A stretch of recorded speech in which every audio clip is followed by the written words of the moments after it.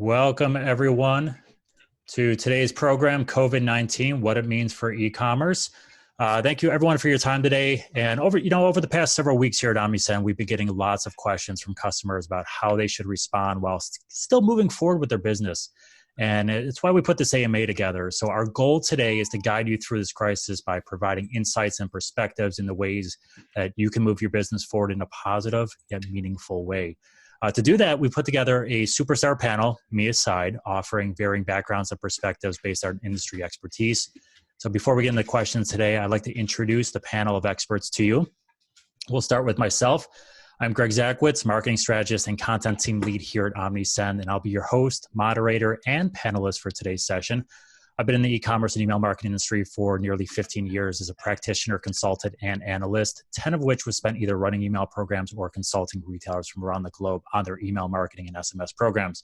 As for Omnisend, we're an e-commerce marketing automation platform offering up to 6 channels of omni-channel marketing, including email and SMS marketing. I'm joined today by my producer, Lindsay, who you'll see her face on the screen, hopefully as well. But she'll be fielding your questions and helping out with any chat-related functions during the program as well. So welcome, Lindsay, and thank you for your efforts. For the other panelists, we have with us Paige Harris, Ron Dodd, and Phil R., as he likes to have me call him, so I don't butcher his last name, but he can certainly give that to you as well. So let me go down the line and introduce you to each of the panelists, starting with Paige Harris.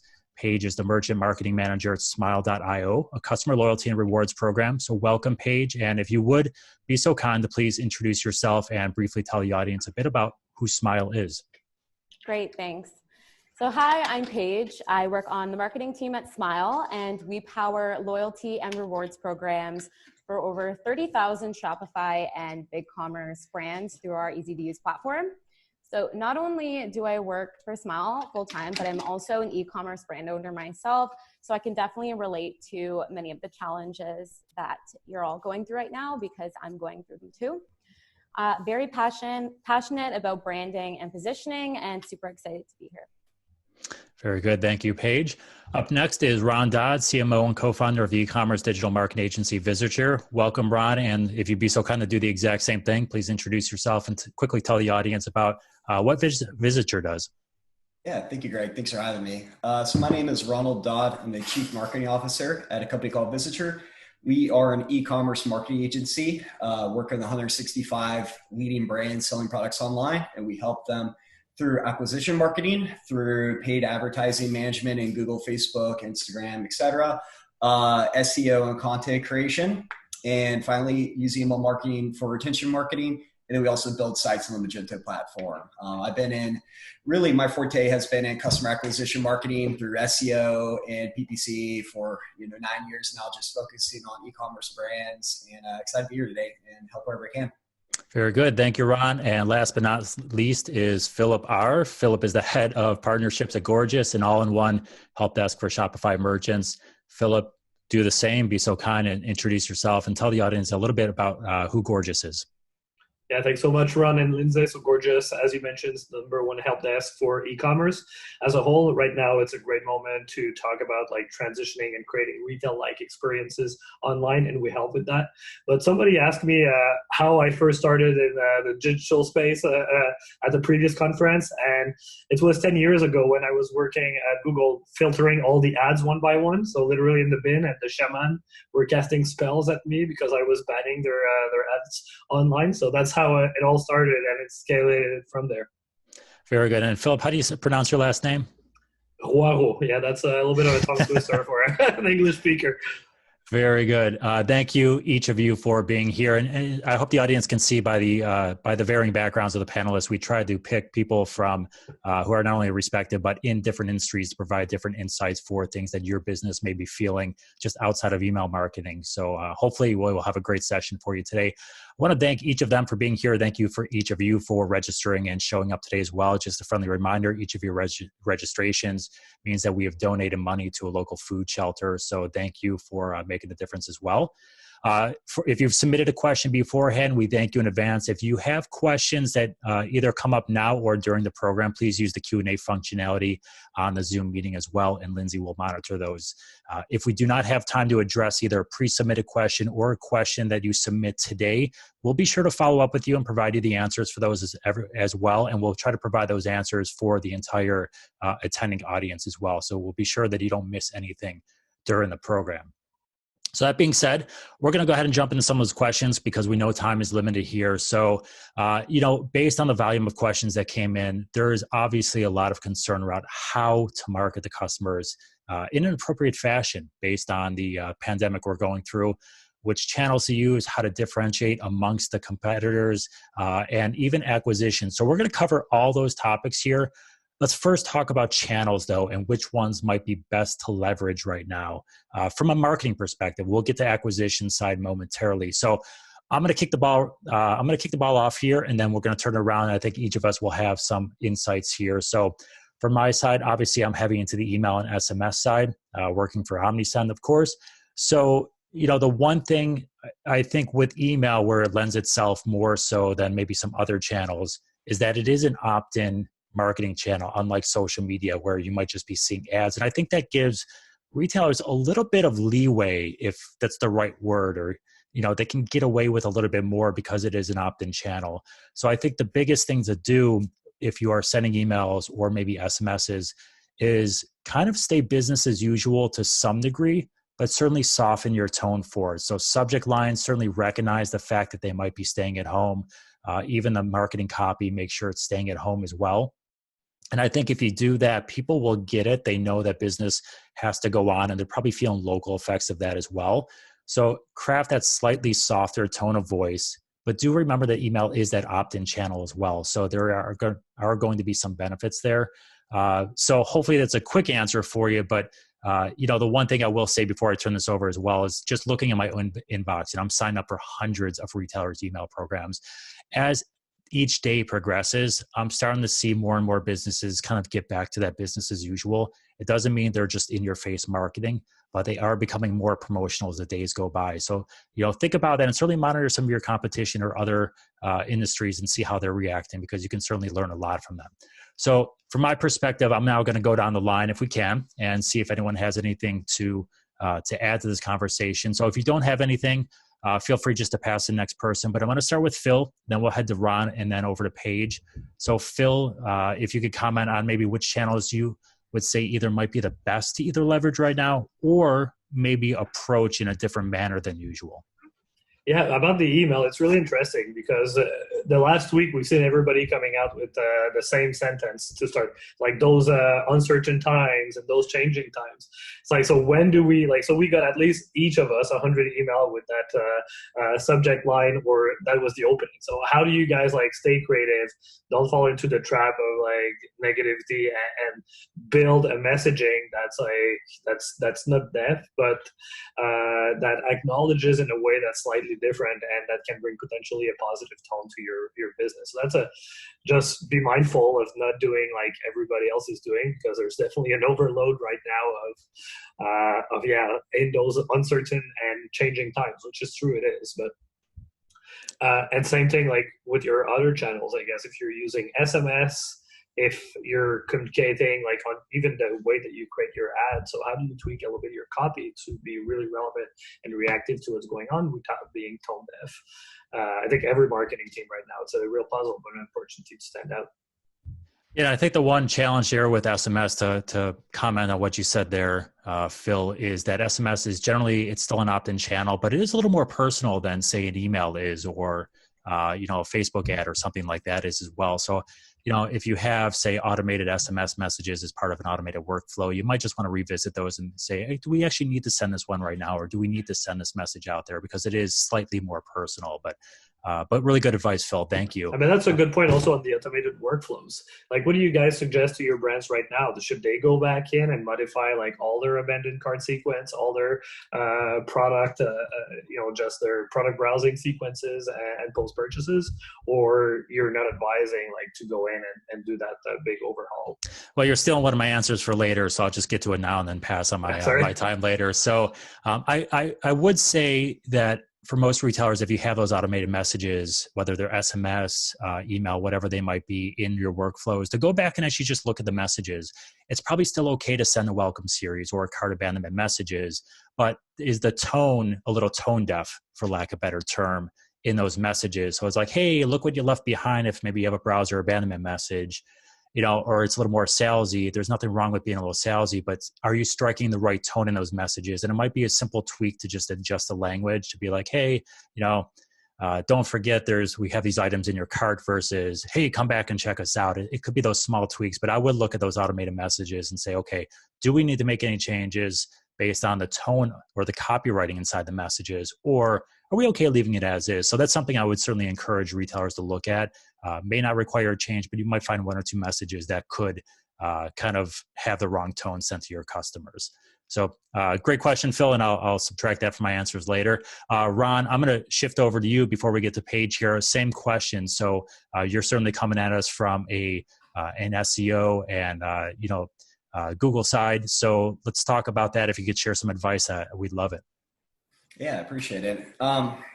It's pretty loaded. There's so much that you can be doing right now. And it's a really exciting time too, from an advertising perspective, because so many brands are pulling back advertising. And we've seen throughout the years, and I've done a lot of studies on this now because we're going through an economic, slowdown.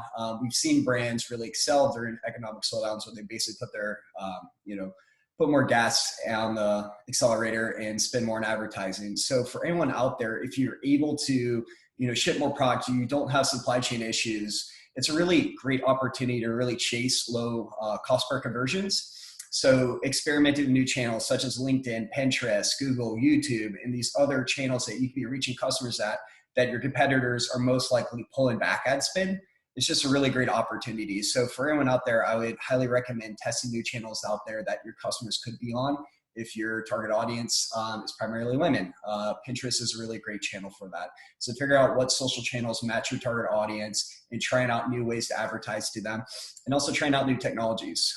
Right now, a very fortunate thing for e-commerce brands is you have all the leverage in the world when it comes to advertising, tech spend, etc. So now is a really great opportunity to try new tools, try out new technologies, new advertising methods, because you can have really low cost per clicks and hopefully a low cost per acquisitions. Then you know when to really increase your ad spend. And hopefully these will be long time channels that you're able to have through many, many years from here. Very good. Appreciate the insights. And Paige, we've made you wait long enough, so we're gonna throw you the bone here, and we'll let you jump in here. So same question over to you. Awesome. So yeah, some awesome points made here. So one piece of advice for me is, especially if you're a smaller team, is focus on channels that are potentially going to be high impact and very cost effective right now. So any way that you can leverage your existing audience, obviously a referral program or a loyalty points program is a great way to do that, because you can create social proof using your existing audience. So very cost effective. If you are experiencing slower sales right now, organic content marketing, again, is a great channel to ramp up. I'm a big fan of video content specifically because it can be repurposed in a lot of different ways. And you can use it on a lot of different channels, YouTube, Facebook, website. You can use it in email marketing, ads, blog. And video is really great because it obviously helps generate interest, but it also builds trust. So I'm not sure if anyone's familiar with Dave Gerhardt, who's the CMO of an app called Privy, who we actually integrate with. He had a really great idea, which was reach out to 10 of your customers and ask them to send you a 30-second iPhone video testimonial. So not everyone will participate, but you'll get some really great social proof that you could potentially use for social media or in an ad campaign. So I loved that idea. Very good. And next question is somewhat related to this one as well. So there might be some crossover talking points, but I know we had a question come in while we were chatting here about copywriting and tone of voice and things like this. So we talk about channels to use for marketing. Let's talk about ways to tastefully market with this. And I touched on some of it briefly before, and if anything's left over, I'll be sure to pick this up. But, whether from your own personal experience in emails or other channels or ads you have personally received, or just recommendations you would make for someone who is looking at how to analyze their copy and how to actually communicate the messaging the right way. We'd love some perspective on that one as well. And since we made you wait, Paige, I'm going to have you kick us off here, and then we'll work backwards on this one. So anything you might be able to recommend for the attendees on the line today? Yeah, for sure. So I think a lot of brands are scared to sell right now. They're worried about how their brand's going to be portrayed. People don't want to be portrayed as capitalistic or tone deaf to the current situation. So I think brands really need to ask themselves right now, what do your customers need more of right now? And what are you actually positioned to offer them? So you have to remember that we're not just selling products, you're selling a solution, you're selling a lifestyle, you're selling potentially a better version of your customer that they want to become. So how do you communicate that in new ways? How do you adjust your story that you would normally tell to be more current and relevant? So my advice for copywriting specifically is inject your marketing activities with empathy, positivity, be authentic, transparent, and make sure that every single thing that you release demonstrates your value proposition. And remember that it's okay to be vulnerable in your communications with customers right now, because it makes your brand seem more human, and then there's actually a person behind the brand. Also, create content that is helpful and engaging. So content that your audience will care about in a time like this. So it might not actually be directly promoting your brand or product. So I've seen some really good examples out there right now. So let's just say you sell fitness apparel. Maybe you want to send out some emails with some at-home workouts. Or if you're a beauty brand, you might want to focus your content around the topic of self-care and why it's so important. So you're providing value in new ways. And if you're not sure what your customers want to hear from you right now, just ask them. So you can throw up a quick poll on Instagram stories and get your customers' feedback, or send a quick email and just keep the conversation open-ended. Focus on building relationships with your customers for the long term, rather than trying to squeeze out everything that you can get out of them right now. Yeah, and I think you made some really good points there about being humanistic with the emails. So people, I think, recognize that there are people behind the emails or behind the Facebook ads or whatever, the paid search ads that people are running now. And I think there is a little more of a leeway that people get it in some respects, but I agree with just trying to not be capitalistic and be a little more human there. I think you're dead on with that. It's interesting you mentioned the Instagram post page, because as opposed to maybe asking people, that's one place. If your audience is on Instagram, they might be on Facebook, they might be elsewhere, but actually seeing what they're up to and just kind of doing a little bit of snooping. How are they responding? Are they like myself, who has kids at home and they're doing a full-time job and they're educating their kids at the same time? Or are they young 20s and this is just kind of new normal, but they're still having fun with it? I think knowing how they are responding to the situation gives you a better idea about how to actually market to them as well, or how to convey that messaging. So really good point there that you brought up from that. Phil, I'm going to turn this over to you, same question over to you. If you have anything to add, feel free to jump in and add. All good. I think Ron has more on this one. All right. It's all you, Ron. Really don't. Paige knocked that out of the park. So it's going to be kind of a letdown on the answer. But I think, Paige obviously said a lot of great things there. The only things I think, I would maybe add is, I know it's a really tricky situation and it's a very difficult time. And, sometimes it's best not even mention it. Like I did a podcast with Jamie yesterday, and I said, anytime we mention, the word coronavirus or COVID, we have to, give $5 to a charity or something along those lines. And even in our marketing collateral, we've talked about, we use the word economic slowdown compared to epidemic and those various words. And then I think too, something that I just thought of, which is probably the coolest e-commerce marketing tactic I've ever heard of. And I've seen every wizardry tactic from SEO, CRO, PPC. There's a brand called Teach Hanley, and they care so much about their customers. Every time someone buys a product, they have someone in a call booth that calls their customers and calls that customer to see how they're doing, how they enjoyed that product. And I think just, building on what Paige said, having those conversations with clients, being vulnerable, everyone's in a tough situation, we know it, and just really having as much conversation with them as you can be really impactful. Yeah, that's really good advice too, and that brings me to kind of another thought that a post-purchase bounce back or thank you message is one that, as a strategist or a practitioner, I'd always recommend. Right, this is one of those messages. Maybe we could just go as 2 days after purchase. Hey, thanks for a recent purchase. Let us know if we could do anything for you. Really powerful messages, high open rates. They actually convert extremely well as well. But this might be a perfect opportunity if you don't have one or you currently have one that kind of shape the copywriting of that one and say, hey, thanks so much for your purchase, recognize the time, and then maybe either ask for feedback or say, how can we help you or something like that, and try to engage and solicit a little bit of response here as well. So I love the point you made there, Ron, from that as well. The other thing from either a subject line or copywriting side with how to do it tastefully is if you obviously still want to sell product to people. You want to keep your business moving forward, either growing or just kind of getting through this, or maybe you've been hurt badly and you're trying to just tread water until it comes around. But think about from a subject line standpoint, just recognizing that people might be home. So, fashion, we've got a lot of questions submitted before about fashion retailers, and fashion is one of those industries which are hardly hit right now. So think about if you are selling dresses or selling something a little bit nicer, you're obviously not going to send, hey, send an email saying, hey, wear this out for your birthday or something like that, or for your next night on the town.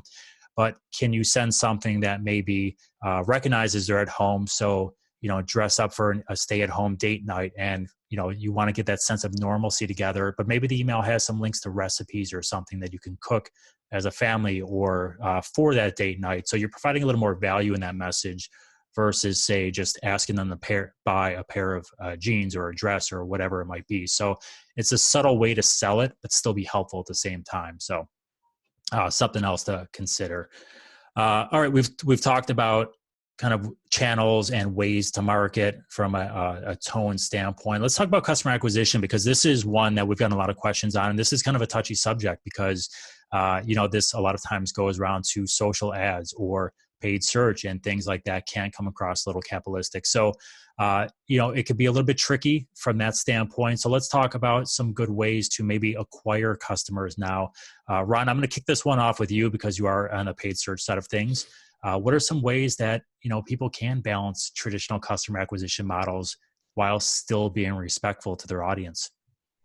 Yeah, it's a great question. And I think it's a case-by-case situation for every e-commerce business out there. I imagine that a lot of times you can have a lot of blowback from social media advertising, people commenting, nasty comments, etc. People are going through tough times right now, and it's a really tough time to advertise. I think the best thing you can do really is just kind of push forward with it. I don't know. There's probably creative ways to get around it from a creative advertising perspective. I know a lot of brands are offering discounts, donating percents of profits, percent of products to charities to help fight the epidemic. So those are some creative ways. But I think overall, it's definitely a tricky situation. I don't know if there's any real one-size-fits-all solution for it. I think you just have to be very aware of your customers, and whenever you're advertising social media, there can be blowback. And the best way to combat that really is just by, really listening to customers and helping however you can. I know a lot of brands are offering discounts right now, trying to acquire more business, and some brands are doing exceptionally well in advertising and not having blowbacks. So it just really depends on every kind of e-commerce business's situation, especially in social media advertising. Thankfully, Google advertising and paid search and other mediums, you're not going to have as much blowback because people can't comment on the actual ads. Very good. And Paige or Phil, you have anything you'd like to add on the customer acquisition side here? Funny enough, so last week I was hearing all about the PPE shortage in the US. So I have also, I set up supply chains for Chinese manufacturers and with local distributors.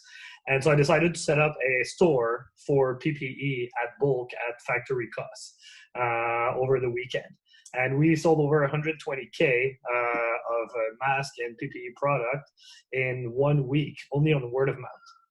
So like we found a couple of niche audiences that were communities of doctor, and we just like, hey, we're here to help. Like, this is what we're doing. We're selling it at like almost at cost, barely like covering, and the thing catched on fire right there, and it made it its way to hospitals and clicks. So if you find, I mean, this is an extreme example, but if you find communities that are really tightly knit together, and you can have an ambassador. In my case, my wife is a doctor, so she went to post in there, and you can find an ambassador that like vouches for you in those communities. Then you like, who knows, this can spread like wildfire for free. So even though the CPMs or the acquisition cost is at an all-time low right now, and you should try everything if your product is one of those on the uptrend to get like the best acquisition cost you will have in a decade, literally. There are still other ways that can be very interesting for you to acquire traffic on the cheap with some type of influencer marketing. So it's interesting you said that the costs are so low now because of the situation, but normally, I mean, before this all set in, we were really looking at paid acquisition costs becoming more and more expensive as we go through. So Paige, let's turn over for you here. What are some ways, we're looking at both now and then post pandemic here, post crisis, that companies can look to sustainably grow their business knowing that these costs will continue to go up? Do you have anything you could add here? Yeah, definitely. So I think customers right now aren't necessarily looking for new brands to shop from. Trust is at an all-time low. I think though consumers are likely to repurchase from brands that they already know and trust. So reaching a new audience doesn't have to be super expensive and frustrating right now. Obviously, a loyalty program like Smile is a cost-effective way to retain those customers that you already have relationships with.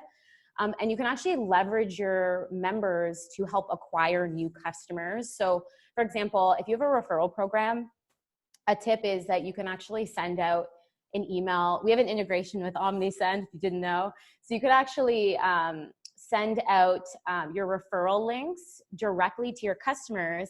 And like I said, with the copywriting, be empathetic, be transparent. If you are a small business, ask your members to support you right now. And all they have to do is share their referral link with their friends and family and just make it super easy for them, which you are by providing their link directly through email.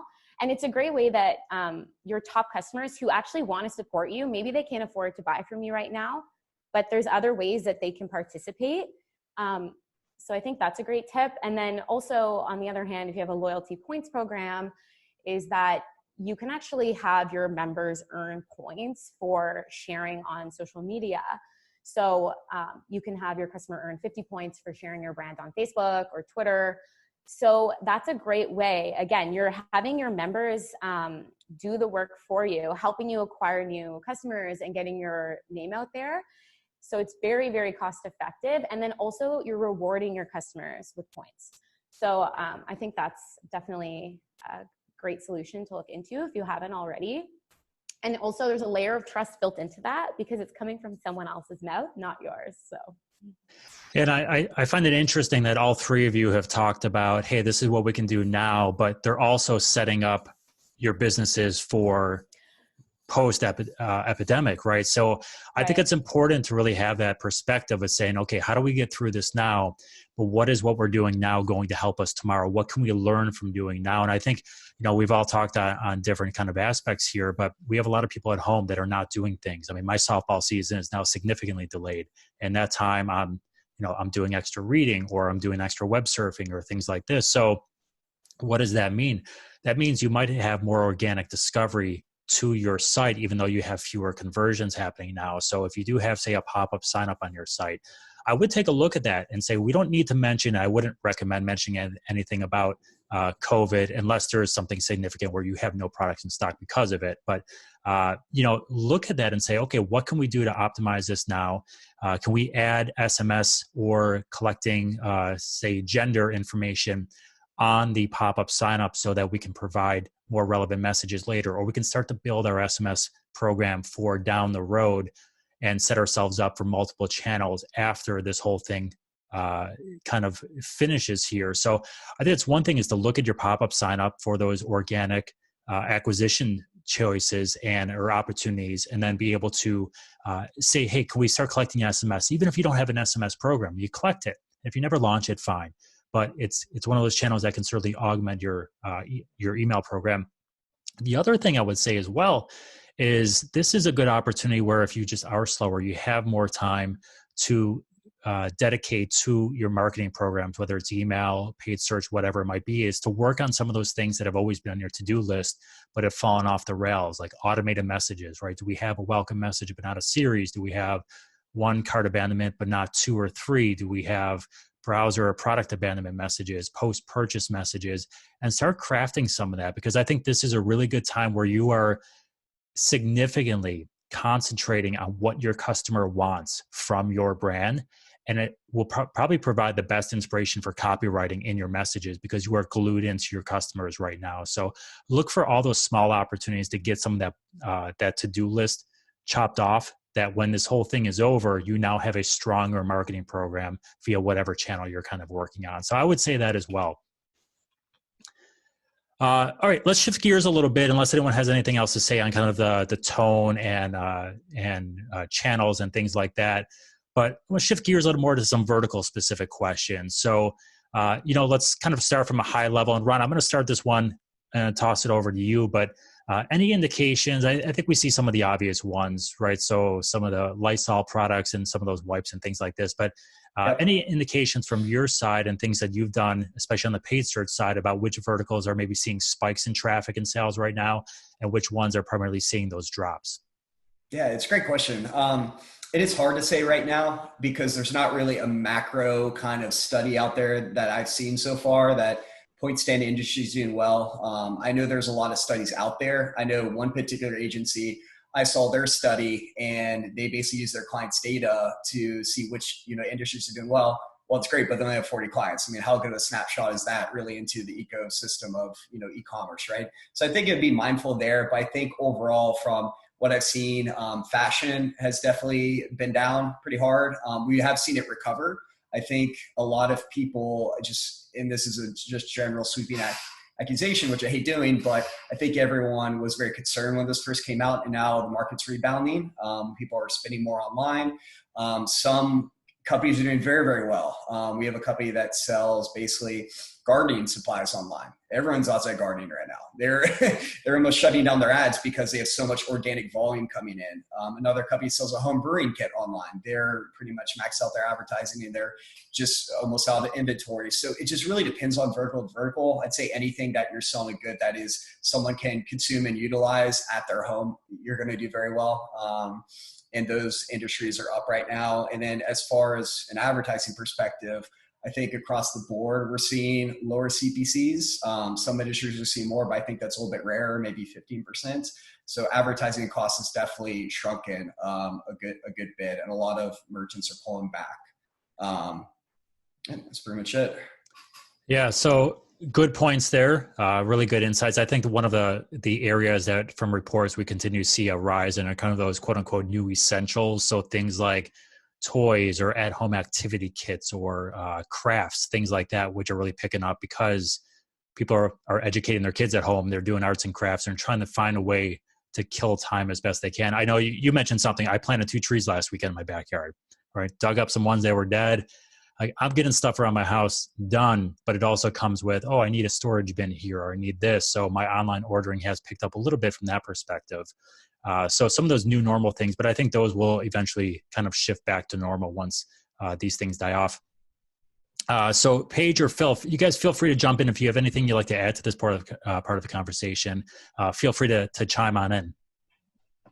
Yeah, across the board, we've seen like last week a 33% decrease in sales, like on merchants. So that's across 2,500 merchants, the total number of orders that were processed at that same time the month before. And this week it's stable at that level again. So there's definitely, as you mentioned, the winners and the losers. We see the same thing, like health and fitness at home is like blowing up. Everybody's out of stock. And then on the other end, like luxury and fashion, it's a little bit harder. But like the macro thing that we see is 33% down right now. And there's other concerns, right? Like what happens if, fulfillment centers stop operating, if like there is operational issues happening at that level. So there's definitely a lot of stake a lot at stake right now. It seems like e-commerce is in the best place of all the industries, pretty much. But there are operational variables that we need to take into account over the next couple of weeks if there are more restrictions are put. For example, in central US, where a lot of fulfillment is happening, that's going to force, unfortunately, merchants to slow down their sales. Anything you'd like to add on this page? I think everyone pretty much covered it. I have to agree on the apparel is definitely taking a big hit. I think you mentioned, Greg, earlier that a lot of apparel brands are pivoting the way that they're marketing. I've seen a lot of brands pushing their loungewear if they have it, basically any items that can be worn at home, or positioning it as your work from home essentials. So I think that's a great strategy to combat lower sales. Definitely seeing the way I'm thinking about it is in two buckets. We have essential items, which would be food, baby supplies, home supplies. And then we have the non-essential items, which is apparel, beauty, jewelry, luxury. So unfortunately, if you're a brand that fits into that non-essential group, you really need to rethink about how you're positioning your products and see if there is a way to market your products as essential items to combat a slower sales period. Yeah, so really good advice. There was a report that came out either a couple of days ago or last week, I forget, that said Walmart saw a huge uptick in tops being sold, but not so much bottoms, right? And we're all sitting here on video conference, and I can see everyone from the waist up. Ron, I can see you from the head up. But like, I don't know, I'm in a dress shirt right now, but I have sweatpants on, or sport pants on, right? So it makes a lot of sense. And I think you hit it on the head page with talking about the new normal and kind of those work at home essentials and things like that. So figuring out maybe where your business fits into that model, if it does, might be a good way to kind of how to approach some messaging there as well. So let's pivot that a little bit to subscription-based businesses, because this is obviously one we talked about, online grocery shopping and different things like this, but subscription-based businesses, especially if people are buying all the milk and bread and all these things at the store, right? Maybe meal kits or things like this. So how are we talking about ways that subscription-based businesses can either take advantage of that now or maintain customers down the road? So I don't know, Paige, maybe we could start with you on this one if you have any insights about the longevity and ways to kind of communicate, if you do have a subscription-based business, how to communicate with those customers now to kind of secure those sales, but then retain them going forward. Yeah, definitely. Now is a really great time if you have a subscription business, especially if you're one of those essential product categories, or even a great time to do product bundles. Consumers are literally afraid to leave their house right now. And what a subscription model does is it takes away that inconvenience of actually having to leave your home. It can also help combat a big trend that we're seeing as well, which is panic buying. Unfortunately, obviously, we've all seen the toilet paper. I'm assuming we've all seen the toilet paper memes going on right now. Imagine we all had toilet paper subscriptions. We wouldn't have to worry about not getting access to the essential items that we need. So basically, ways that you can market your subscription service in a time like this, I definitely recommend making sure that your messaging is being positioned as helpful. So you're here to help, you're there to solve a problem. You're offering a subscription to make their lives easier, which is what people really are looking for right now. Don't try to capitalize on fear or limited resources. I wouldn't recommend that in terms of positioning.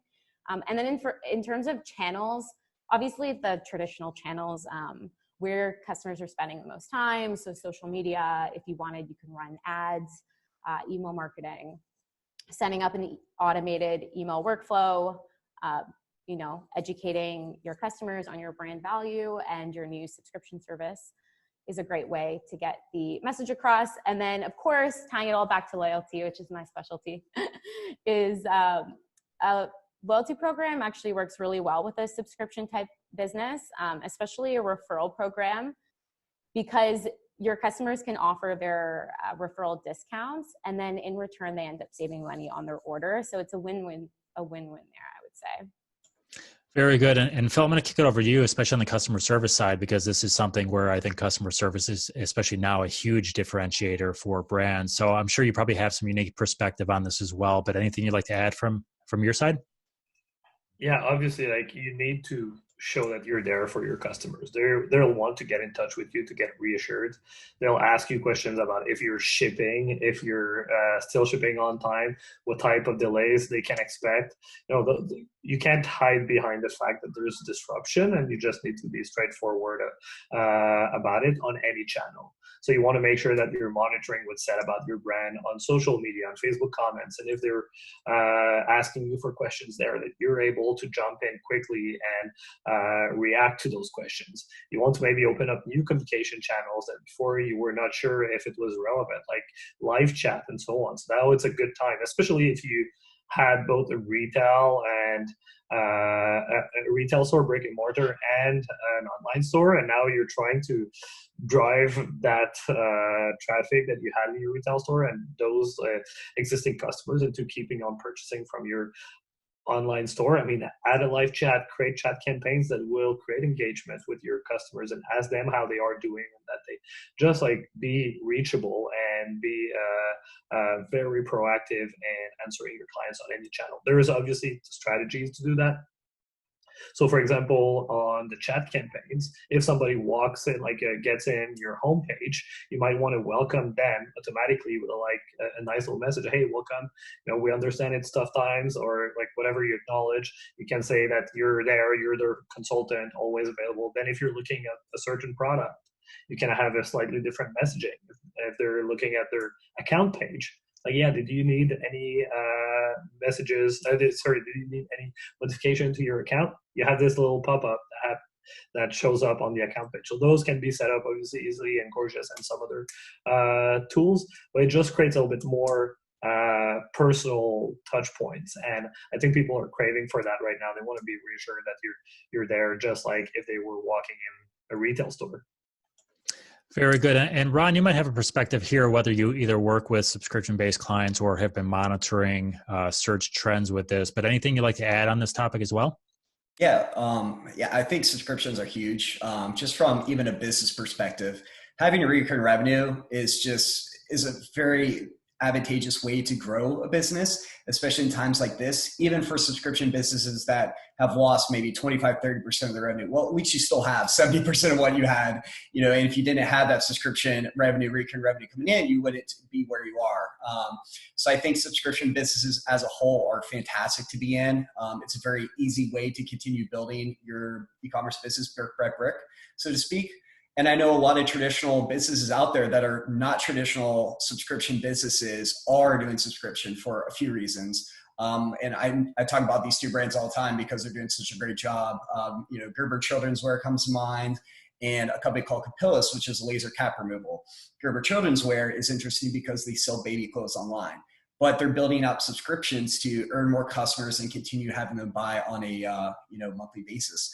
And then Capillus is interesting. They sell a laser cap hair removal system. How would you think that this business would be a subscription business? Well, they're actually doing a smaller product offering to get more customers in the door to eventually sell them a higher price point item. And it's just a really ingenious way to continue building your email list, to continue building your business, and then maybe sell them a higher price point item down in the customer journey. So I think it's huge, even if you're in a traditional kind of business, selling baby clothes, et cetera, you can still use subscriptions, and it can be very, very advantageous. Very good. And I would just resonate with everyone. You've all mentioned the key word in here is that convenience. And I think you're going to see this uptick, or at least a short-term adoption of convenient type products or services once the pandemic kind of clears up. And if you think about buy online, pick up in store, curbside pickup, or even online grocery, I think this is going to accelerate that and make more people stick with it. And I think this is one of those good examples where people, if they have that convenience, can recognize, it does save me a trip, or, the God forbid, what if next time this happens, you're already set up from a consumer standpoint. Everyone has mentioned the word convenience on there, and I think that's really important to understand as well. So great job, everyone. I think what we've really talked about today at the end of the day is everything is wrapped up to a discussion around a customer experience. How are we communicating with customers to make their experience better? How are we messaging to them? How are we, doing ads to make their experience either better or to not upset them? So when it comes to the online experience, people are missing kind of that brick and mortar retail like customer experience today, and trying to provide that online provides a lot of difficulty for people. But we still have customer expectations to meet even during a crisis. So what are some tactics or a piece of advice you might give, either what your core competency or just something you've experienced yourself that you're like, hey, that was pretty cool, or I like that you might be able to share with the audience about how to create a more retail-like customer experience, but on the online channel. And Phil, I'm gonna kick this one off to you. You might have answered this with your last question because you were talking about this, but if there's anything else you'd like to add or just kind of restate that, feel free to. And then Phil will shift to Paige and Ron afterward if you guys have anything you'd like to add on your side as well. Yeah, for sure. I'll elaborate just a little bit. So basically, imagine that you have a retail store, either you have one or not, and you're the best employee in that store. So you're the one that's like at the door, welcoming the customers in, helping them while they're making their purchase decision and even cashing them out at the end. So what do you tell that person that walks in your store on that moment? It's like, hey, welcome to my store. We might have a Mother's Day collection there in the back, or but you're not trying to be too pushy, right? So you just want to be genuine and welcoming and be on brand tone. So like the way that you communicate that's genuine to your customers, that's how you want people to feel when they walk in your store. And then that customer keeps on walking toward, let's say, a collection of shoes. And he's looking at the collection page on your website or at a product within that collection, which is women's shoes. And you're the best employee again. You're walking up to them. How do you get your message across? It's like, hey, I see that you're looking at our newer model there. It's made 100% from this. And usually people go half a size up. Let me know. I'm here to help. I'm your fashion consultant. So, and then, that will build trust. You did a few things with a statement like this on shoes. You said why people purchase this the most in a sentence. You also busted an objection that they might have, which is like, hey, what size do I need to do? Do I need to pick in order for that to be right? And it's obviously a big pain when you're doing online purchasing. And then you're just letting them know again that you're there. Then let's say this person takes this pair of shoe, in the retail store, and then walk up to the cashier. So what does the cashier tell them? I guess the basic, most upsell question, which is like, hey, did you find everything that you were looking for today? So imagine if you have that little question on your cart page. It's like, did you find everything that you were looking for today? And then sometimes, retail stores, how they have discounts at the cashier. Imagine if you're waiting 15 seconds, and that's your threshold where people usually abandon their cart. Then after 15 seconds, you're like, hey, by the way, we have free shipping for you today. If you need help, let me know. So you're like first messaging, then timer, and then an extra messaging to help them move forward if ever they were not convinced to at that point. So you can be really creative on how you're talking and creating chat campaigns to mimic some of the verbiage that people might come across in a retail store on your own online store. That's pretty easy to set up. Very good. I like some of those recommendations. Paige or Ron, in that particular order, if you guys have anything you'd like to add, feel free to jump in here. Sure. That was really great, Phil. Lots of good points there. I guess all I have to add here is make sure you're setting expectations for customers and you're over communicating right now. I think a lot of consumers are really worried about shipping and returns right now. They're worried about shipping carriers shutting down. They're worried about their package being delayed. They're worried about being able to return an item. So make sure that you're over communicating your policies, and maybe you want to update your policy for the time being right now, just to be super transparent. I've noticed personally, I'm not saying you need to blast again, COVID everywhere on your website, but I'd say most websites I've been on recently have some sort of disclaimer. Usually it's the top bar linking to letting people know that their operations are not affected. So I would definitely, I would just make sure you're over communicating.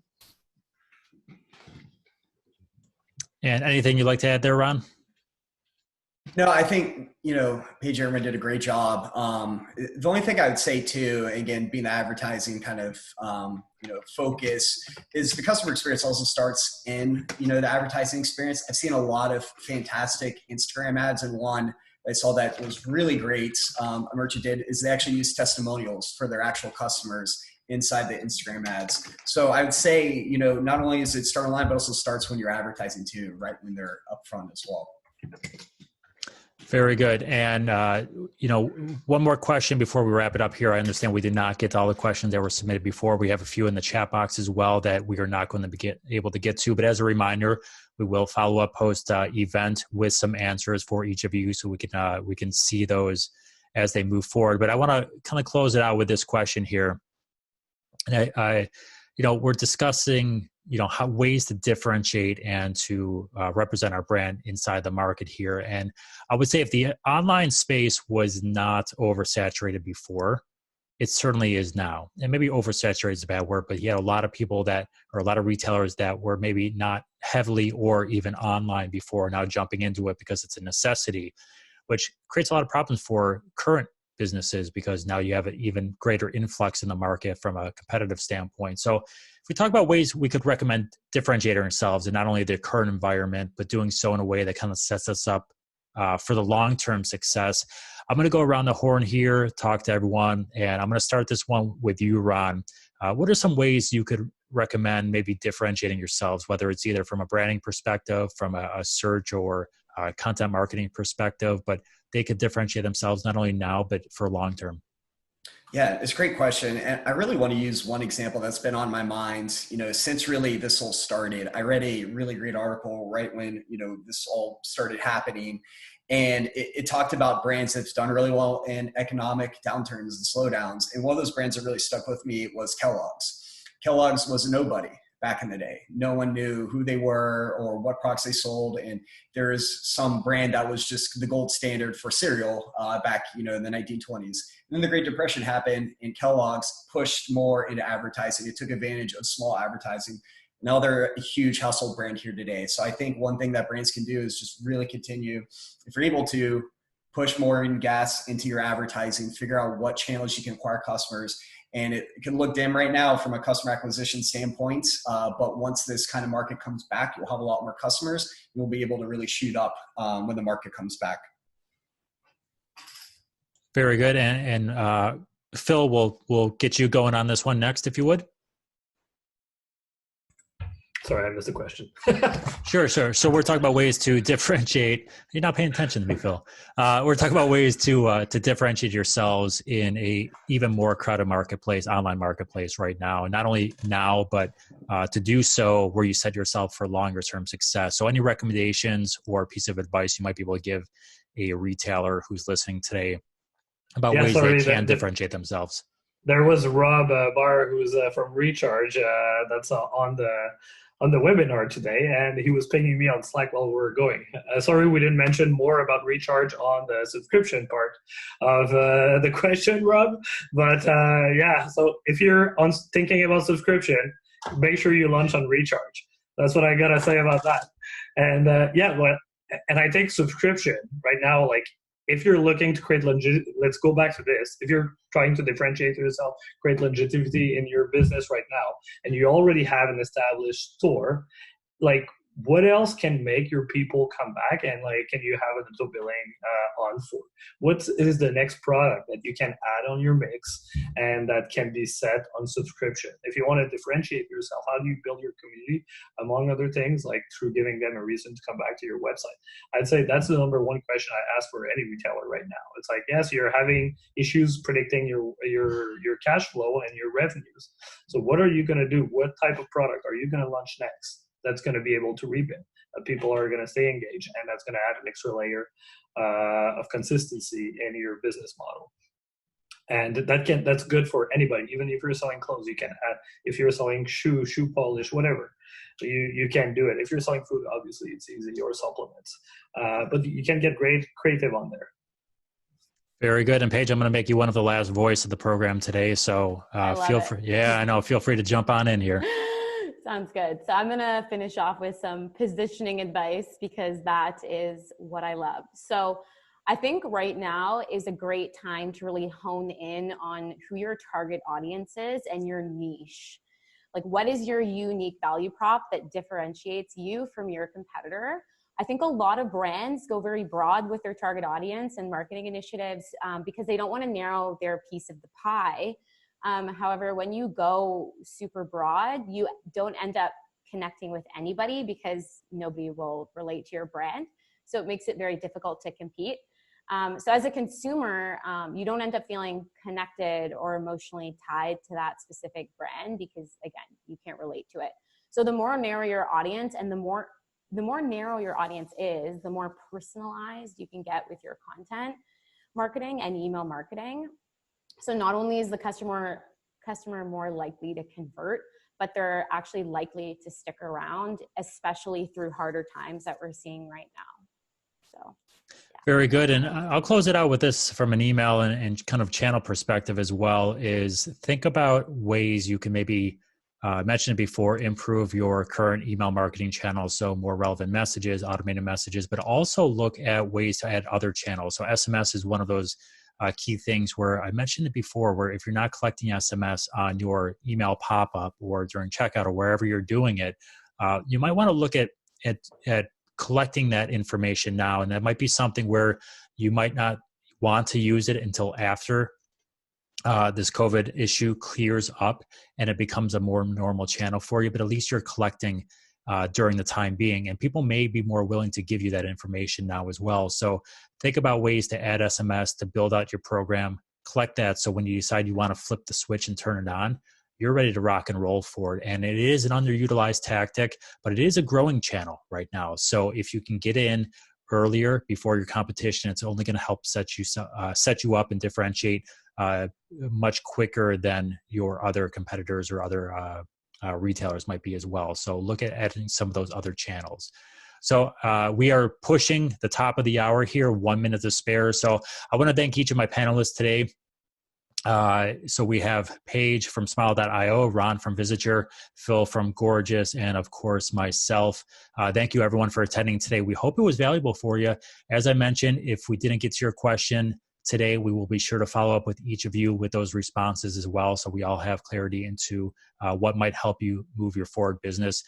With that being said, have a great day, everyone. Be kind to one another, and please stay healthy.